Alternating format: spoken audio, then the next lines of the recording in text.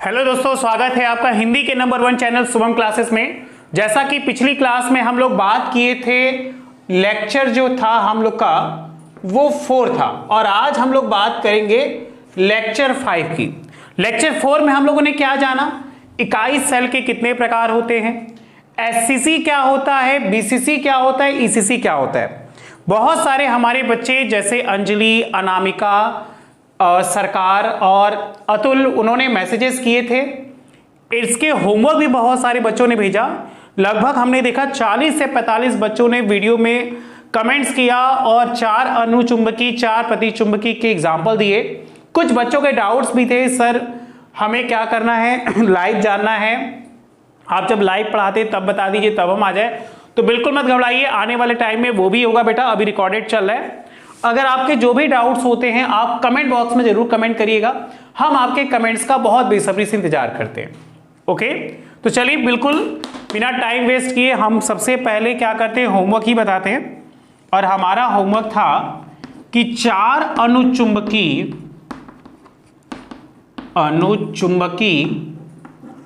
और 4 प्रतिचुंबकी,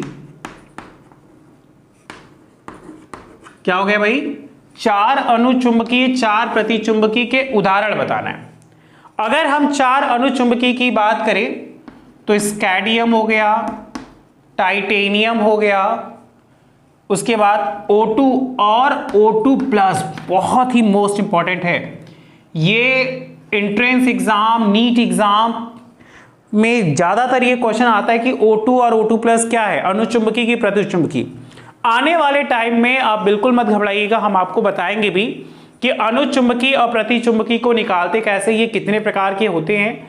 अनुचुंबकी, प्रतिचुंबकी, लौ चुंबकी, बहुत सारे नाम है, तो बिल्कुल मत घबराइए, आगे है अभी। तो स्कैडियम टाइटेनियम हो गया, O2 O2+ हो गया, उसके बाद nickel, copper oxide, titanium oxide. ये पिछले 10 सालों में आए हुए बोर्ड एग्जाम, 12th के बोर्ड एग्जाम के ऑप्शन है जो हम आपको लिख दिए हैं, जो बोर्ड एग्जाम में पूछे गए हैं। आप क्या करिए, नोट करते रहिए, अगर कोई डाउट होगा तो बताइएगा और हम आपके डाउट का बेसब्री से इंतजार करें बच्चों।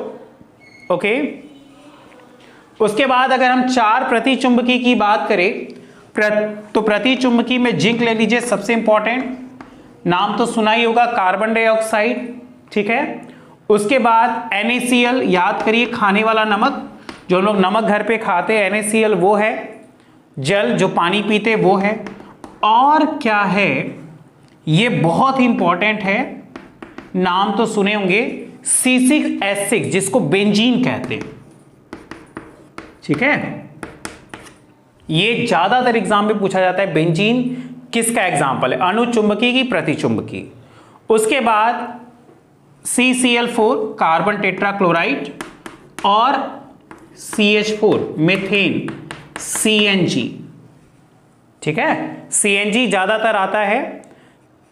अगर क्वेश्चन बने कंप्रेस्ड नेचुरल गैस में कौन सी गैस ज्यादातर आती है, तो याद रखिएगा CNG आता है, ठीक। 4 आपसे बोले थे, लेकिन हमने 4 से ज्यादा इसलिए दे दिए क्योंकि ये पिछले 10 सालों के क्वेश्चन हैं जो बोर्ड एग्जाम में पूछे गए हैं। आप बेटा जितना ज़्यादा नोट्स बनाएंगे, जितना ज़्यादा स्टडी करेंगे, उतना ही ज़्यादा आपके लिए फ़ायदा और मेरे लिए भी फ़ायदा। आप कहोगे सर आपका क्या फ़ायदा? अरे मेरा इसलिए फ़ायदा कि मेरे बच्चे टॉप करेंगे और आप उन टॉप लिस्ट में नाम लिखवा लोगे, ये मेरा फ़ायदा है, ठीक है। जैसा कि पिछले कमेंट्स में आया बहुत सारे बच्चों का कि सर हम आपसे स्टडी किए हुए हैं, तो ये जानकर हमें बहुत खुशी मिली कि हमारे पुराने बच्चे हमसे कनेक्ट हो गए हैं और जो नए बच्चे हैं वो तो कनेक्ट है ही हैं। तो आप लोगों से और भी ज़्यादा है कि आप क्या करिए, मन लगा के पढ़िए और कोशिश कीजिए, एक चार्ट पेपर ले लीजिए, जितने भी इंपॉर्टेंट चीज़ें होती हैं उस चार्ट पेपर पर उसको लिखकर जहाँ आप स्टडी करते हैं वहाँ पे लगा दीजिए, और वहाँ पे लगा देंगे तो वहाँ पे आप आराम से पढ़ सकेंगे, ठीक है। तो चलिए हम इसको थोड़ा सा इरेज करते हैं क्योंकि मेरे पास स्पेस कम है, और आज की क्लास स्टार्ट करते हैं संकुलन दक्षता से। अगर कोई डाउट होगा तो बताइएगा, ठीक है। कमेंट बॉक्स में मुझे जरूर कमेंट करिएगा बच्चों। फास्ट क्या है? नेक्स्ट संकुलन दक्षता। देखिए, अगर संकुलन दक्षता को समझा जाए तो संकुलन दक्षता ये कहा जाता है, लिखिए कॉपी में, किसी संपूर्ण क्रिस्टल जालक में, किसी संपूर्ण क्रिस्टल, किसी संपूर्ण क्रिस्टल जालक में उपस्थित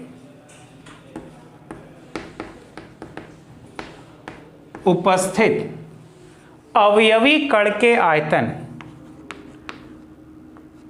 अवयवी कण के आयतन, एक बार फिर से रिपीट करें, किसी संपूर्ण क्रिस्टल जालक में उपस्थित अवयवी कण के आयतन को संकुलन दक्षता कहते हैं। संकुलन दक्षता कहते हैं। देखिए क्वेश्चन ये बना, संकुलन दक्षता क्या है, किसे कहते हैं? तो आप याद रखिएगा कि किसी पूर्ण क्रिस्टल जालक में उपस्थित, आपके पास हाइलाइटर होगा या ब्लैक पेन से क्या करिएगा, अंडरलाइन कर दीजिए कि संकुलन दक्षता किसी संपूर्ण क्रिस्टल जालक में उपस्थित, किसी संपूर्ण क्रिस्टल जालक में उपस्थित अवयवी कण के आयतन को संकुलन दक्षता कहते हैं। इसको याद करने का एक छोटा सा फॉर्मूला है, उस फॉर्मूले को याद कर लीजिए। आप क्या करिए, कॉपी निकाल लीजिए, कॉपी में फॉर्मूला लिख लीजिए, और जैसा कि चार्ट बना रहे थे कि उस चार्ट में भी आप लिख लेंगे तो ज़्यादा अच्छा है कि संकुलन दक्षता का एक फॉर्मूला है, क्या, बहुत इजी, घन। याद करिए, कल की क्लास में आपको पढ़ा रहे थे तो बताया था, घन जैसे ये जिसके सभी कोर बराबर होते हैं वो घन कहलाता है, या तो जो आपको बताए थे जो हम लोग लूडो खेलते हैं उसका जो गोटी छक्की पंजी वाला होता है जिसपे नहीं 3 2 5 लिखे होते हैं, वो आपका घन होता है। तो घन के अवयवी कण का आयतन, घन के अवयवी कण का आयतन बटे क्या, संपूर्ण जालक का आयतन, संपूर्ण जालक का आयतन गुणे क्या 100। कॉपी में अंडरलाइन करके इस पूरे फॉर्मूले को नोट कर लीजिए। दोस्तों, अगर आप यूपी बोर्ड के स्टूडेंट हो तो आप सभी के लिए गुड न्यूज़ है। यूपी बोर्ड के स्टूडेंट अक्सर पूछते रहते थे सर हम लोग टेस्ट कहाँ दें, जो चैप्टर्स हम तैयार कर चुके हैं उनका टेस्ट अगर हम देना चाहते हैं तो सर हम कहाँ दें। तो आप सभी के लिए गुड न्यूज़ है, अनअकैडमी आपके लिए लेकर आए यूपी बोर्ड स्टूडेंट के लिए टेस्ट, जहाँ आप बिल्कुल फ्री में अपने सब्जेक्ट का टेस्ट देकर देख सकते हो कि आपका चैप्टर तैयार है या नहीं। जितने भी स्टूडेंट क्लास 9 से 12 तक के हैं वो हर शनिवार और रविवार को अपना टेस्ट दे सकते हैं, और इसके लिए आपको कोई फीस देने की जरूरत नहीं है, बिल्कुल फ्री ऑफ कॉस्ट है। जितने भी स्टूडेंट देख रहे हैं, मैंने डिस्क्रिप्शन में आपको लिंक प्रोवाइड किया, आप जिस भी क्लास पे हो उस पर क्लिक करके जाओ और अपना टेस्ट देना शुरू करो। लेकिन आप जाओगे तो वहां से आपसे एक कोड मांगेगा, आप जैसे शुभम UP10 डालोगे, आप यूपी बोर्ड के स्टूडेंट हो तो ये क्लास आपके लिए बिल्कुल फ्री में ओपन हो जाएगा और आप सभी सब्जेक्ट का टेस्ट बिल्कुल फ्री में दे सकते हो। तो आप जिस भी क्लास में हो, मैंने डिस्क्रिप्शन में कमेंट बॉक्स में दोनों जगह लिंक प्रोवाइड किया, उस पर क्लिक करके आप टेस्ट में पार्टिसिपेट करो और अपने बोर्ड एग्जाम की तैयारी को और मजबूत करो। संकुलन दक्षता क्या है, किसी संपूर्ण क्रिस्टल जालक में उपस्थित अवयवी कण के आयतन को संकुलन दक्षता कहते हैं। संकुलन दक्षता का फॉर्मूला हो गया घन के अवयवी कण का आयतन बटे संपूर्ण जालक का आयतन। आइए बेटा आगे चले। देखिए एग्जाम में हमें इन्हीं की दक्षता के बारे में पूछा जाता है। जैसे एसएससी की दक्षता क्या है, बीसीसी की दक्षता क्या है, ईसीसी की दक्षता क्या है, एफसीसी की दक्षता क्या है। तो उसी क्वेश्चन के आधार पर हम आपको बता रहे हैं, एक क्वेश्चन है क्या, सरल घनीय की दक्षता। बेटा सरल घनीय किसको कहते हैं, एससीसी।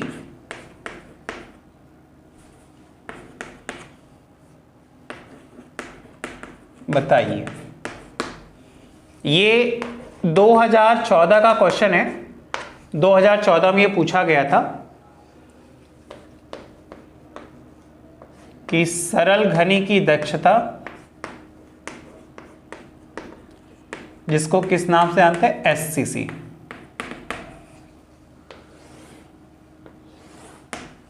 मेरे पास स्पेस कम है बेटा, तो नीचे वाले को इरेज करना होगा, और उम्मीद करते कि हमारे जो बच्चे हैं वो इसको बना लिए होंगे जरूर से। ठीक है, तो हम इसको इरेज करें। ये बहुत इजी है संकुलन दक्षता वाला। बस आप क्या करिए, कॉपी निकाल कर और इसके जो कुछ कुछ फॉर्मूले हैं उसको नोट करते रहिएगा, क्योंकि हमारे बच्चे मैथ के स्टूडेंट हैं तो फॉर्मूलों से ज़्यादा प्यार होता है। तो कोशिश कीजिए एक चार्ट बनाकर जहां हम लोग पढ़ते हैं वहां पे उसको रख लेंगे, टांग दीजिएगा, चिपका दीजिएगा, तो अच्छे समझ में आ जाएगा। देखिए क्या है सरल घनी की दक्षता, कि इसमें अवयवी कण, इसमें अवयवी कण, इसमें अवयवी कण केवल कोनों पर स्थित होते हैं, केवल कोनों पर स्थित। पूछा जाता है कि अवयवी कण कहां होते हैं, तो कोनों पर स्थित होते हैं। और यदि अवयवी कण को गोला माना जाए, यदि अवयवी कण को, यदि अवयवी कण को गोला माना जाए, ठीक है, अवयवी कण को क्या मान लिए, गोला मान लिए, माना जाए, तो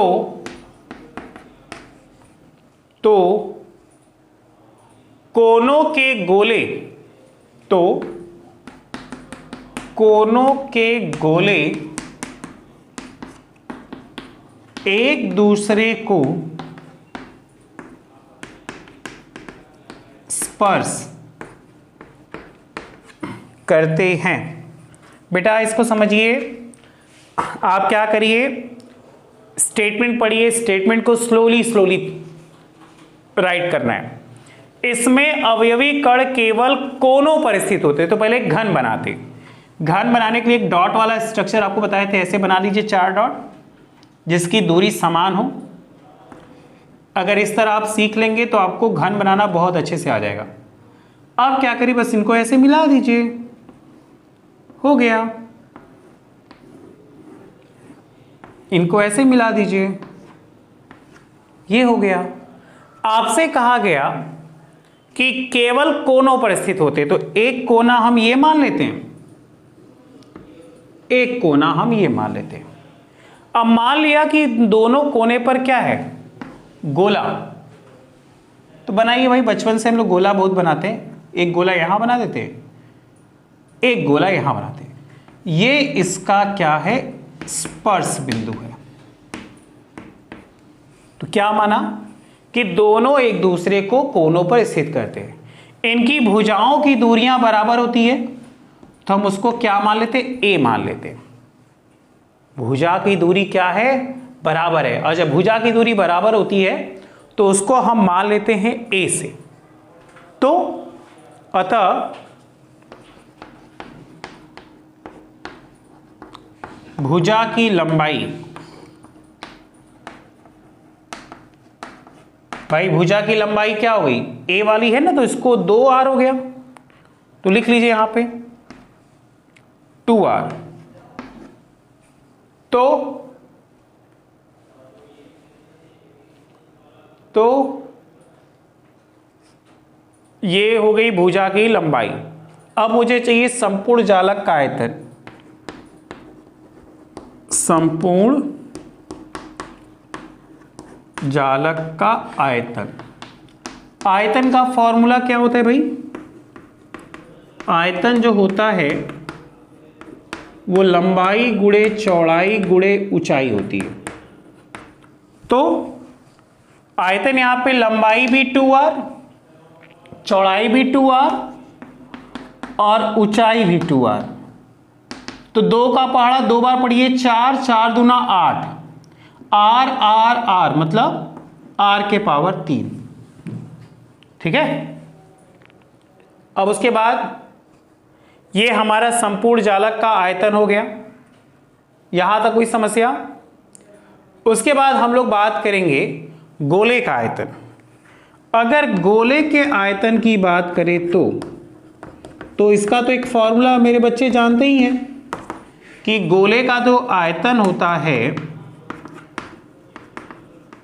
क्या हो गया भाई? 4/3 पाई r क्यूब। ये यूनिवर्सल है, मतलब ये फिक्स है। अगर आप देखेंगे तो ज़्यादातर चाहे वो मैथ हो, चाहे केमिस्ट्री हो, चाहे फिजिक्स हो, तीनों में सेम आता है 4/3 पाई r क्यूब। हमें चाहिए क्या? दक्षता। दक्षता का फॉर्मूला हम लोगों ने पढ़ा था कि घन के अवयवी कण का आयतन बटे संपूर्ण जालक का आयतन गुणे 100। तो भाई दक्षता यहां निकाल लीजिए। दक्षता क्या थी? दक्षता हो गई हम लोग के पास अवयवी कण का आयतन मतलब गोले का आयतन 4/3 पाई r क्यूब बटे संपूर्ण जालक का आयतन 8r क्यूब गुणे क्या? 100। इससे इसको काट दीजिए, 3 आ जाएगा नीचे, 4 एक कम 4, 4 दूना 8। तो ये हो गया 1/3 गुणे 2, ऊपर हो गया पाई। क्या ये बात समझ में आई? अब पाई 3 का पहाड़ा 2 बार पढ़ लीजिए, पाई बाई 6 गुणे 100 भी तो है। पाई का मान क्या होता है भाई? 22/7 या 3.14। अब यहां से इसका मान रख लेते हैं 3.14 गुणे 100/6। अब आंसर आप बताइए कितना आया प्रतिशत में? यही आपका रहेगा होमवर्क भी। बस कैलकुलेट करना है, उसको इसमें गुणा कर दिए 314/6। 314/6 कितना प्रतिशत आएगा? ये एग्जाम का क्वेश्चन है 2014 का। अगर ये आ गया तो सोच लीजिए आपको दक्षता निकालने आ गई। और दक्षता बहुत इजी होता है, इतना ज़्यादा डाउट नहीं होता और हमारे बच्चे इसको बहुत अच्छे से कर सकते हैं। तो बेटा इसको कॉपी कर लीजिए, अगर कोई डाउट्स है तो बताइए। हम आपके वीडियो को लगातार वॉच आउट कर रहे हैं। आप क्या करिएगा, अगर जो भी डाउट्स होगी वो कमेंट्स में जरूर लिखिएगा। ये 2014 का क्वेश्चन था। जैसा कि मेरे बच्चों का डिमांड था कि सर क्या करिएगा, न्यूमेरिकल भी बताते चलिएगा। तो जैसे बेटा जैसे जैसे फॉर्मूला बताए जाएंगे उसी के बेस पे न्यूमेरिकल भी पढ़ाते जाएंगे। सरल घनी की दक्षता हमें जानी थी, इसमें अवयवी कण केवल कोनों पर स्थित था। यदि कण को गोला मान लिया जाए तो दोनों कोने एक दूसरे को क्या करते हैं? स्पर्श करते हैं। ठीक है।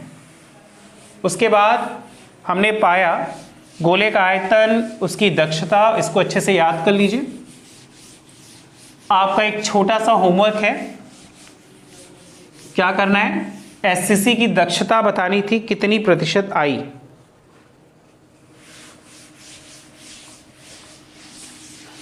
और पिछला होमवर्क बहुत सारे बच्चों ने भेजा था और हम उम्मीद करते हैं, इसलिए होमवर्क भी देते रहते हैं, कि आप अपना पूरा का पूरा बेस्ट देंगे, पूरी ईमानदारी दिखाएंगे, होमवर्क करके जरूर भेजेंगे। क्योंकि जितना ज़्यादा आप होमवर्क भेजेंगे उतना ही अच्छा लगेगा और हम लोग आगे चलेंगे। चलिए आगे। ठोसों में दोष दोष बोले तो त्रुटियां, गलतियां, कि कैसी कैसी त्रुटियां होती हैं, कैसी कैसी गलतियां होती हैं, इस बारे में जानना है। ठीक है, तो गलतियां होने के लिए पहले ठोसों की संरचना बनाइए। तो लिखिए, ठोसों में निश्चित, ठोसों में निश्चित, ठोसों में निश्चित ज्यामिति की संरचना, ठोसों में निश्चित ज्यामिति की संरचना में, ठोसों में निश्चित ज्यामिति की संरचना में क्या कर दे, ताप बढ़ाने से, ताप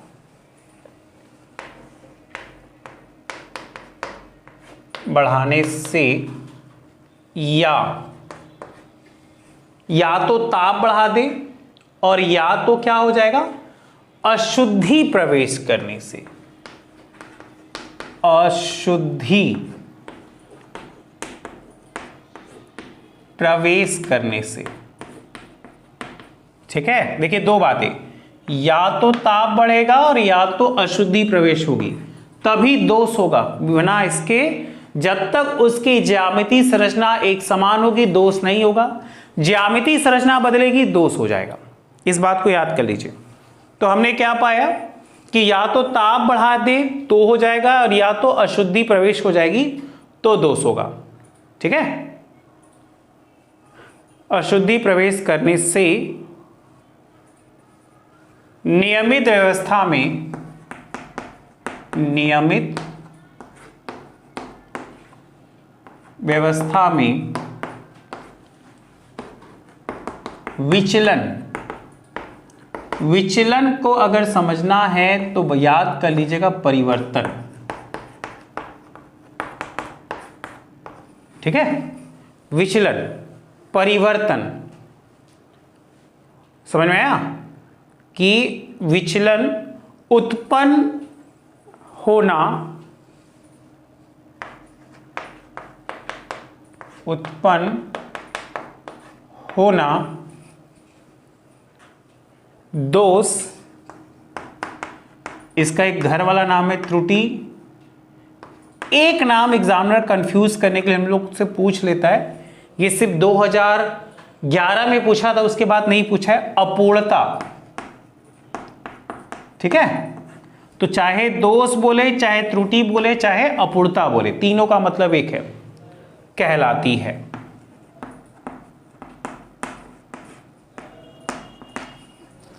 क्या कहा गया, ठोसों में दोष त्रुटियां, ठोसों में निश्चित, अगर यह कहा जाए कि संरचना होती तो निश्चित ज्यामिति संरचना होती है, स्ट्रक्चर। अगर उनमें क्या कर दे, या तो हम ताप बढ़ा दे या तो अशुद्धि प्रवेश कर दे, तो उनकी व्यवस्था विचलित हो जाती है। उसी को या तो दोष, या तो त्रुटि, या तो अपूर्णता कहते हैं। इनको याद करने का एक छोटा सा फंडा है मेरे पास कि अगर सर दोष को समझना है तो जो दोष होती है वो लगभग दो प्रकार की होती है। एक होती है इलेक्ट्रॉनिक, इलेक्ट्रॉनिक याद आती दिमाग में बिजली आ रही होगी, और बिजली मेरे बच्चों को जानते हैं कि आयन में चलती है, पॉजिटिव निगेटिव। तो इसमें ज्यादातर याद रखिएगा आयनिक यौगिक आते हैं। जैसे ये क्वेश्चन बनता है ना कि इलेक्ट्रॉनिक दोष किस में होगा, तो ये आयनिक यौगिकों में। तो एक इलेक्ट्रॉनिक हो गया, तो दूसरा क्या होगा, परमाणविक।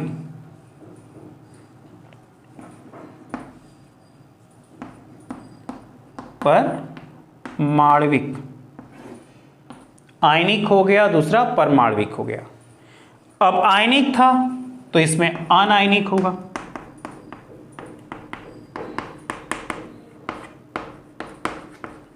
अगर हम बात करें परमाणविक, इसका एक और है, या बिंदु दोष के नाम से ही जाना जाता है। कौन सा दोष भाई?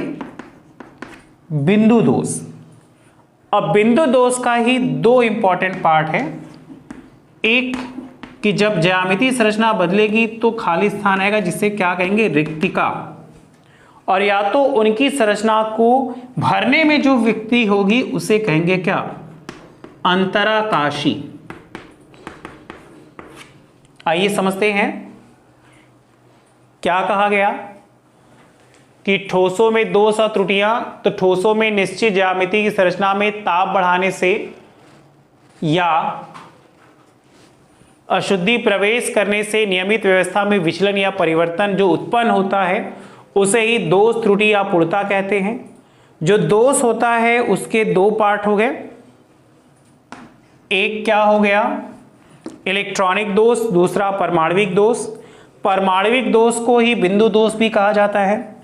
इलेक्ट्रॉनिक दोष में मुख्यतः आयनिक यौगिक को याद रखना है। और अगर हम परमाणविक दोष की या बिंदु दोष की बात करें तो दो दोष याद रखने हैं, एक रिक्तिका और एक दूसरा अंतराकाशी। इस समय जब से सिलेबस चेंज हुआ है, एनसीईआरटी हो गया है, तो ज्यादातर हम लोग के पास आयनिक दोष पूछे जाते हैं। ठीक है, सुना होगा पिछले 3 साल से सिलेबस चेंज हुआ है, तो सिलेबस चेंज में तो जो ज्यादातर क्वेश्चन पूछे जाते हैं वो आयनिक दोष पूछे जाते हैं। तो आइए उसी का हम रेखा चित्र बनाते हैं। आयनिक दोष का रेखा चित्र। बेटा बहुत ध्यान से देखिएगा, बहुत इजी है। ठीक है, आयनिक दोष का रेखा चित्र क्या है? अगर आयनिक दोष की बात करें तो आयनिक दोष के दो पार्ट है।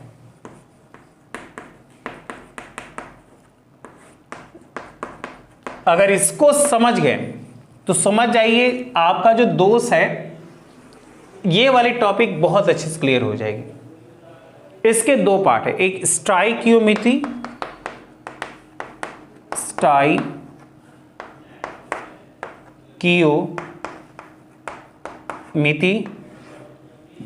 और दूसरा है नॉन स्टाइकियोमेट्री। उल्टा हो गया,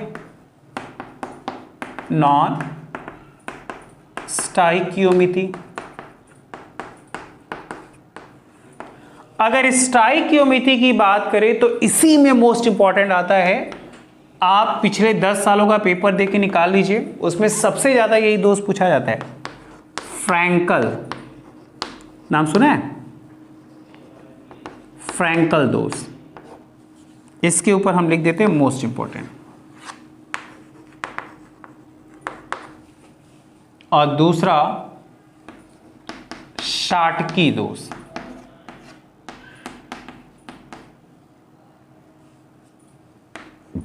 आपके एग्जाम में सबसे ज्यादा पूछने जाने वाला यही दो है, फ्रैंकल दोष और शाटकी दोष। उसी तरह नॉन स्टाइकियोमेट्री की बात करें तो दो पार्ट है।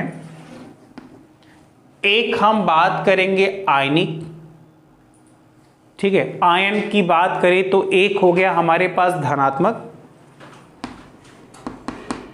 तो उल्टा क्या हो गया भाई? ऋणात्मक।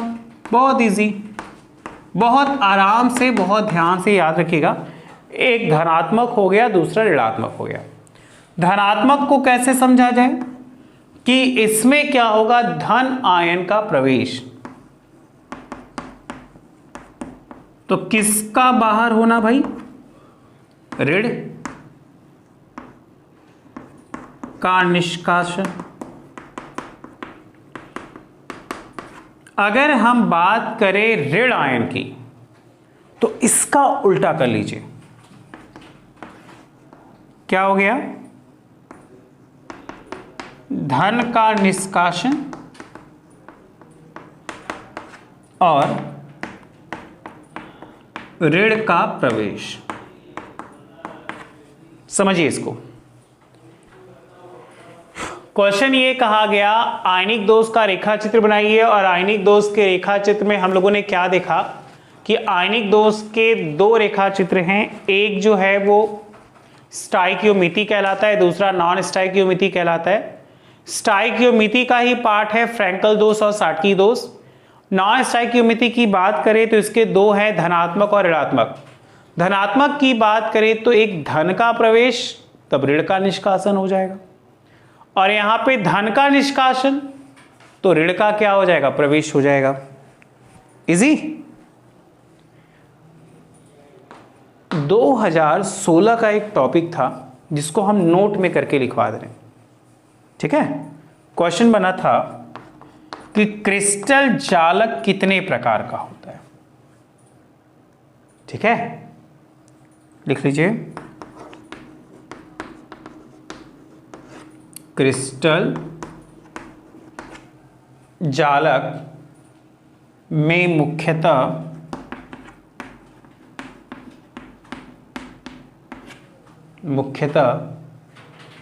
दो प्रकार के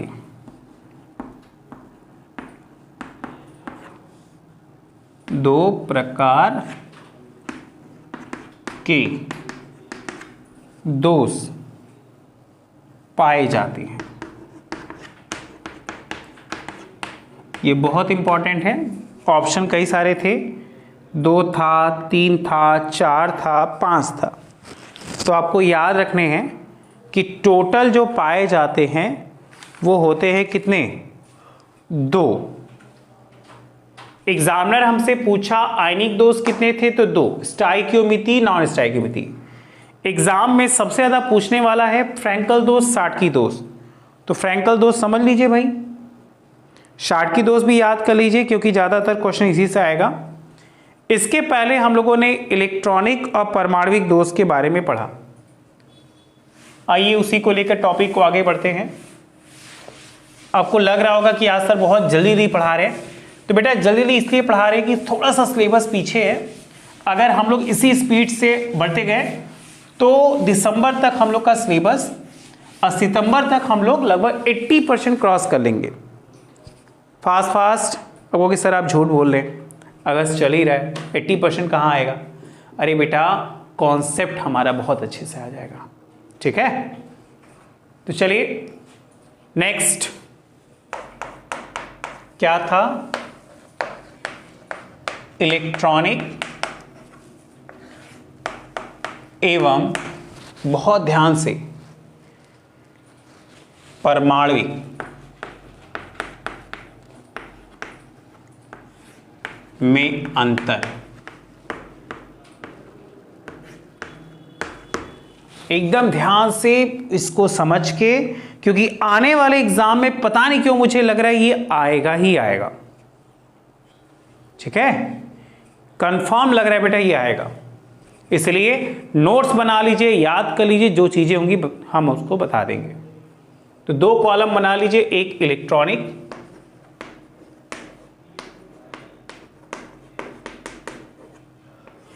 और दूसरा परमाणविक।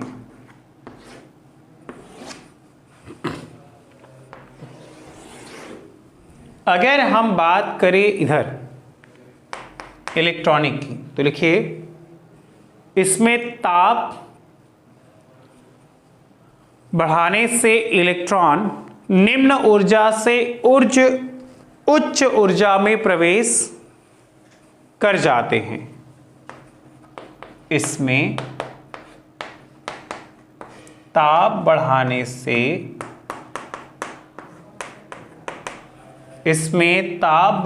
से इलेक्ट्रॉन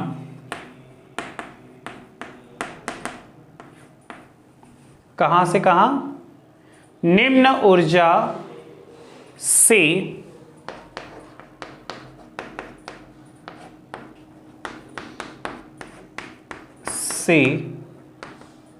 उच्च ऊर्जा में प्रवेश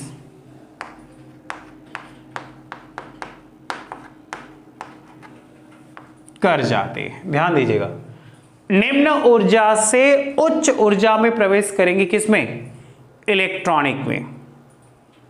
परमाणविक क्या है भाई? इसमें ताप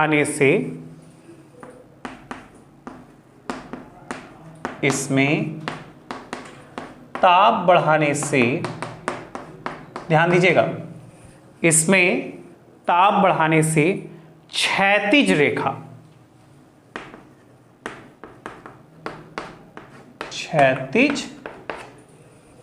ये दो लाइन होती है, एक क्षैतिज होती है, एक ऊर्ध्वाधर होती है। तो ताप बढ़ाने से क्षैतिज रेखा, ध्यान दीजिए, या तो क्षैतिज रेखा और या जो खड़ी लाइन होती है उसे क्या कहते हैं? ऊर्ध्वाधर।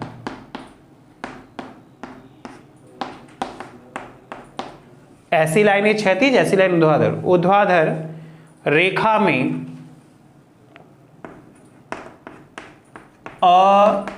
अनियमितता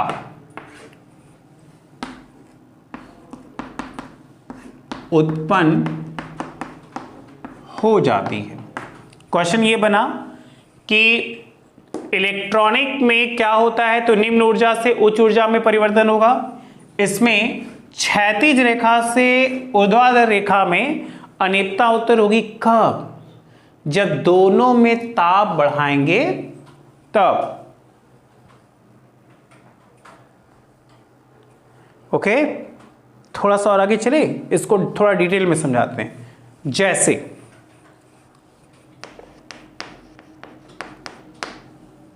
सिलिकॉन, नाम सुना होगा, 14 नंबर पे होता है। ये एक तरह से उपधातु कहा जाता है कि सिलिकॉन में ताप बढ़ाने पर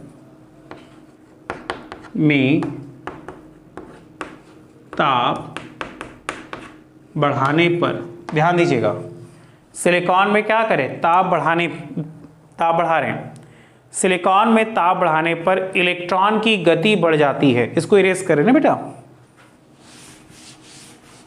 सिलिकॉन में ताप बढ़ाने पर इलेक्ट्रॉन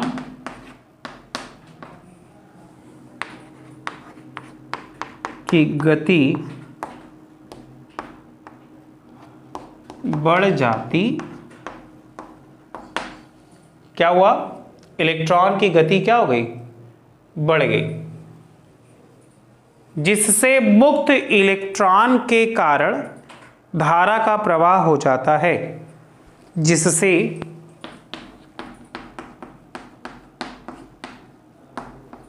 मुक्त इलेक्ट्रॉन के कारण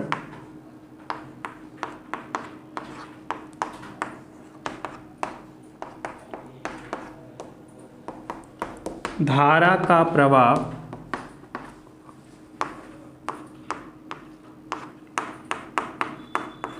बढ़ जाता है। ओके, चला जाए इधर, लिखिए, इस दोष में अवयवी कण स्थान छोड़ देता है। इस दोष में अवयवी कण स्थान छोड़ देता है। ध्यान दीजिएगा, स्थान छोड़ देता है या अंतर अवकाश में प्रवेश कर जाता है, या अंतरावकाश में प्रवेश कर जाता है। इस चीज को समझ लीजिए बेटा, बहुत इजी है। हम एग्जाम्पल लिए थे सिलिकॉन की, तो सिलिकॉन का स्ट्रक्चर थोड़ा ड्रॉ करते हैं। 3 जिसकी ज्यामितीय संरचना रखते हैं। उम्मीद करते हैं आपको दिख रहा होगा। अगर थोड़ा नीचे वाला नहीं दिखेगा तो बताइएगा, हम उसको और ऊपर लिख लेंगे। ठीक है, दिख रहा है ना? अगर हम बात करें सिलिकॉन के स्ट्रक्चर की, तो सिलिकॉन के स्ट्रक्चर में हम ताप बढ़ा रहे हैं। देखिए बहुत ध्यान से, अगर आपके पास बुक होगा तो बुक में आप इस स्ट्रक्चर को देख सकते हैं कि जब सिलिकॉन के स्ट्रक्चर में हम ताप बढ़ा रहे हैं तो वो इंक्रीमेंट कर रहा है, मतलब बढ़ रहा है। अब बढ़ता है तो उसमें से मुक्त इलेक्ट्रॉन निकलते हैं। तो हमने क्या पाया, इलेक्ट्रॉनिक और परमाणविक ठोस के दोष में कि जब इलेक्ट्रॉनिक दोष की बात करते तो इसमें ताप बढ़ाने से इलेक्ट्रॉन निम्न ऊर्जा से उच्च ऊर्जा में प्रवेश कर जाता है। जैसे सिलिकॉन में ताप बढ़ाने पर इलेक्ट्रॉन की गति बढ़ जाती है, जिससे मुक्त इलेक्ट्रॉन के कारण धारा का प्रवाह बढ़ता है।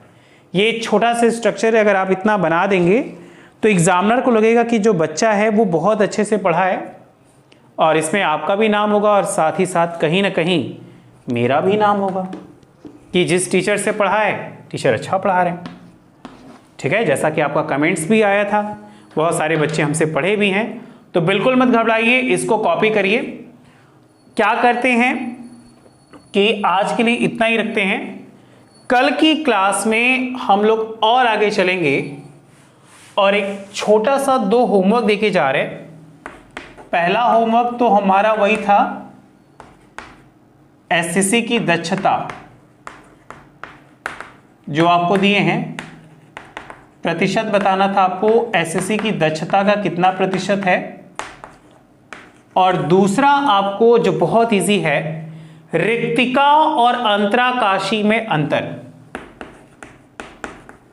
रिक्तिका और अंतराकाशी में अंतर। अब आप कहोगे सर बहुत होमवर्क देते हैं। बेटा अगर आप होमवर्क करेंगे, प्रैक्टिस करेंगे, तो आपको बहुत अच्छे से केमिस्ट्री आएगी। केमिस्ट्री का ही रूल है, जितना ज़्यादा आप पढ़ेंगे, जितना ज़्यादा आप सीखेंगे, उतनी ज़्यादा आएगी। और आपका हमारा अगर आज का वीडियो बहुत अच्छा लगा हो तो उसे लाइक करिएगा, शेयर करिएगा, सब्सक्राइब करिएगा। और शुभम क्लासेस में जितने भी बच्चे पढ़ रहे हैं, बेटा कोशिश कीजिए, आप जरूर रिप्लाई करिए। अगर आपको डाउट हो रहा है तो कमेंट्स नीचे जरूर दीजिएगा, हम उन कमेंट्स को जरूर देखेंगे और जरूर रिप्लाई करेंगे। ठीक है, तो चलिए आज के लिए इतना ही। Thank you so much, bye bye.